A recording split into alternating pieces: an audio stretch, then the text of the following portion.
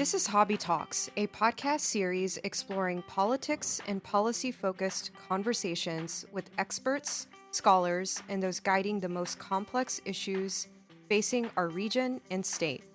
This podcast is a production from the Hobby School of Public Affairs in partnership with the Center for Student Media at the University of Houston.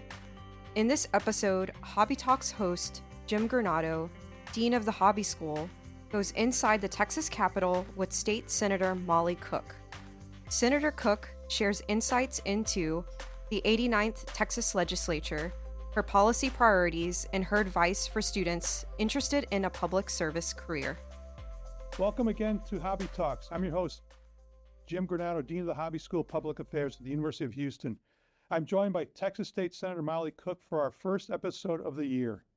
Senator Cook represents Senate District 15, which includes several of Houston's well-known neighborhoods, including Montrose, the Heights, and Acres Homes, and suburban pockets of Northwest and Northeast Harris County. Senator Cook won a special election and full term in 2024, filling a seat John Whitmire held for 4 decades before his run for Houston mayor. She serves on the Senate Committees on Health and Human Services, Administration, and Local Government. She is the first open LGBTQ plus member of the Texas Senate. Senator Cook, welcome. Thank you so much, Jim. Thank you.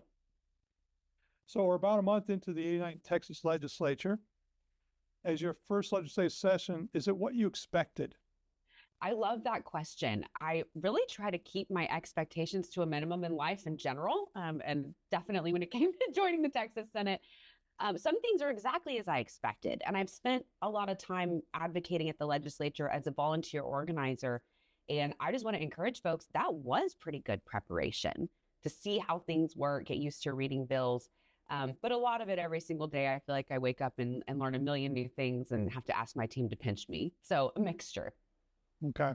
So you were an emergency room nurse, which means you dealt with a lot of trauma, a lot of intensity, a lot of just chaos. And so one would think this would prepare you for the rough and tumble of politics. Does it translate at all? Absolutely. It really does. Some folks will say, how did you make that leap from healthcare to politics? That seems surprising. And I say, I don't think it's surprising at all. It's a very natural next step. Instead of one patient at a time at the bedside, I've got 950,000 patients or 30 million patients.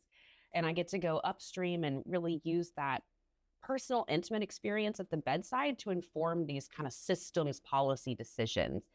It is definitely the basis of all of the work that I've been doing for the last several years and my service in the Senate.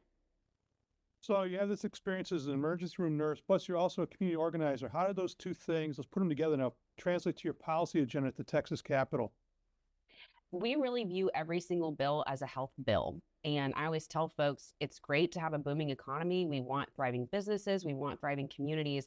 But unless that translates into good public health outcomes, it's not reaching the people of Texas who need it the most. And so we need to view everything through the lens of how do we make lives last longer and how do we improve the quality of those lives until people die. And unless we're focused on that, I fear that the policy doesn't have as much meaning. So what drove you to run for office? Working in the emergency department. You see everything. You see the power of healing through things that work. You see what causes suffering. You can see that the folks are not sick because they're, deficient or they make bad decisions. They're sick because they're poor. They're sick because their air and their soil is dirty. They're sick because we don't have, guardrails that protect them when they're working on their jobs. And so I felt my heart almost getting hard and small working at the bedside in the ER because you see the same problems. Your job can feel futile, but now I have the power to go upstream, to serve my patients in a new way and try to really meet the needs and address the root causes of their problems. With Republicans in the majority in both chambers and a new speaker in the Texas House, how do Democratic legislators become a powerful minority? That's a great question. And you're asking a freshman, so I don't have a bunch of sessions under my belt to reference. I will say I was very, very proud of the Texas Democratic Caucus in the Senate during the SB2 fight, so the fight against education savings accounts or school vouchers. we really stuck together as a team. And I encourage folks to go back and watch that floor debate. You really see a bunch of standout Democrats going to bat for working Texans, for students with disabilities, for students who don't speak English, for students who badly, badly need our public dollars for a shot at financial security in their future. And we stuck together, we voted together, and it was a powerful showing.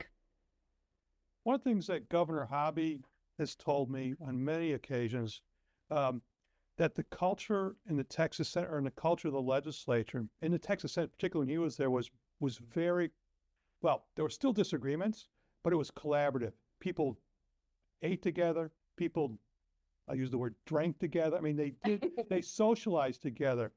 Do you see any semblance of that returning to the Texas legislature?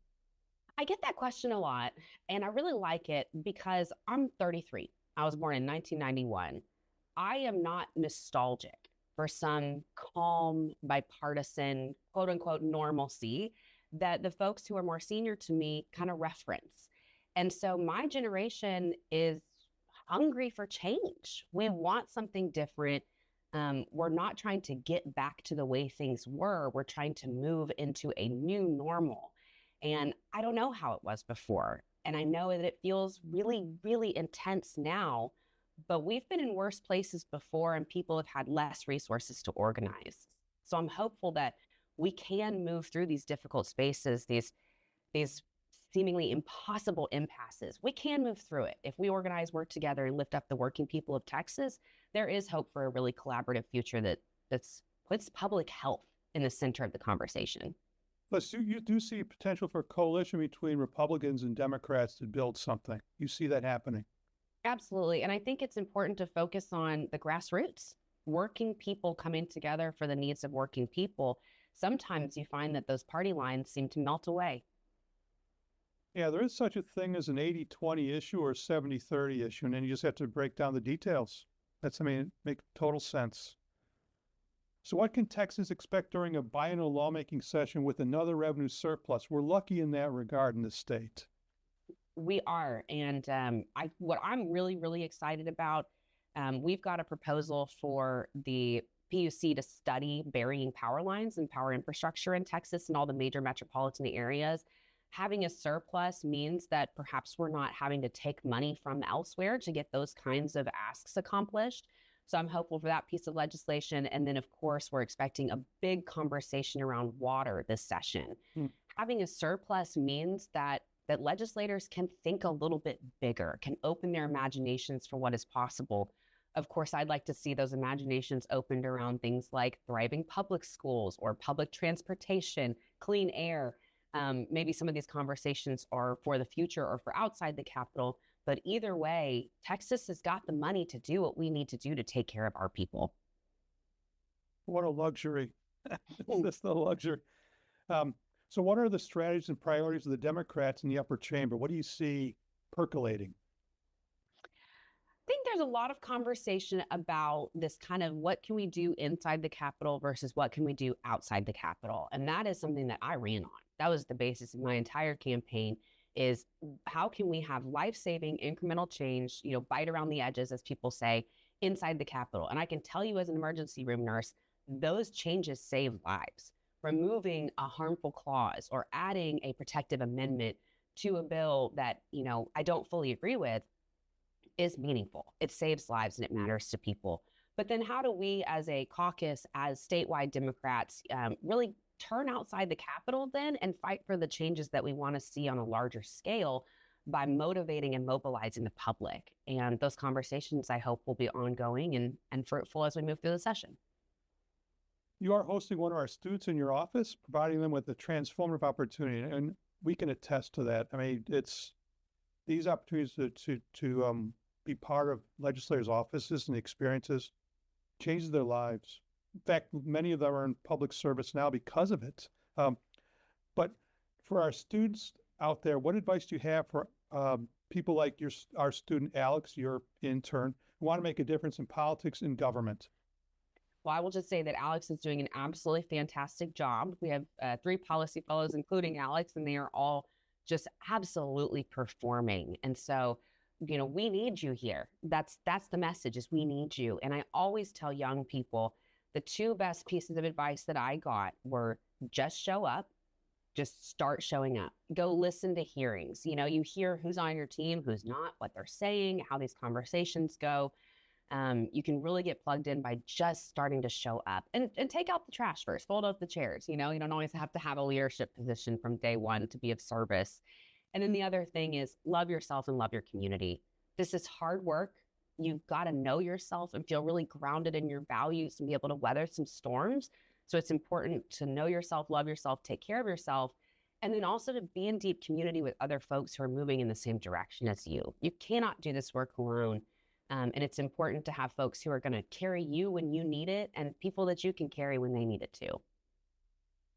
So we've talked about your experiences as an emergency room nurse and community organizer, things of that sort. But let's go back earlier. When did you start getting interested in politics? I didn't have an aha moment. It was always a very slow burn over time. But one example that I can share is I grew up in the northwest suburbs of Houston, and I can remember driving with my mom. I was 7 years old, driving in from the suburbs to go to music lessons. So we're benefiting from the suburbs and the amenities of the city, right? And I remember asking her, Mom, why did people build all these houses next to freeways? It doesn't seem like the best place to live. And then I was 27 years old, sitting in an auditorium of Johns Hopkins University in my environmental health class, and learned that they did not build their houses next to a freeway. The freeway was built on top of their homes.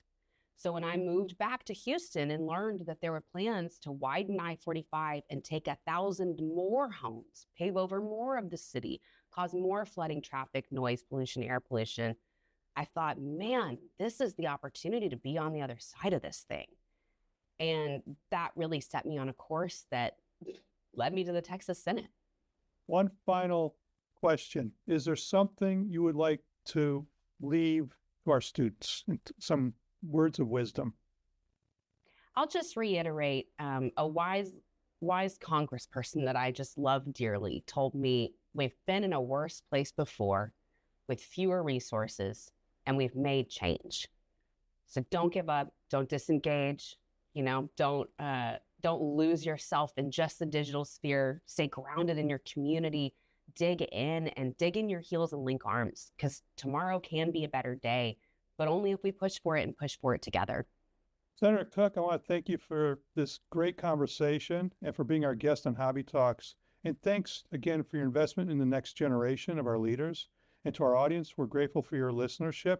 Stay tuned for more Hobby Talk episodes by visiting our website and social media platforms. And again, Senator Cook, it's been a pleasure. What an honor. Thank you so much, Dean. I appreciate you. All right. Take care. Thank you for listening. This podcast represents the views of the guests and not of the University of Houston. The Center for Student Media provided sound and engineering support, and Soundcast Music provided the podcast song. The series is produced by the Communications and Marketing team at the Hobby School of Public Affairs. For more information on Hobby Talks, including past and upcoming episodes, visit uh.edu/hobby/hobbytalks.